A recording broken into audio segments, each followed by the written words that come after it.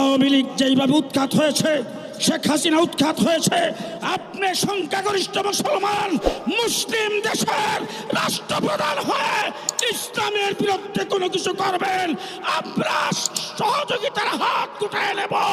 আপনার বিরুদ্ধে কাফনের কাপড় নিয়ে মাঠে নামতে বাধ্য হব।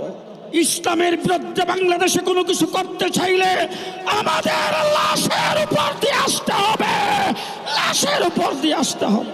ডক্টর ইউনূস সাহেব, আপনি যখন সর্বপ্রথম ক্ষমতায় এসেছেন, আমরা আপনাকে সহযোগিতা করেছি। আওয়ামী লীগ বেশিরভাগ ভারতের মুদির কুলে বসে এই দেশ থেকে আপনাকে উৎখাত করার জন্য সর্বপ্রথম যে কাজটি করেছিল সংখ্যালঘুদের উপর নির্যাতন।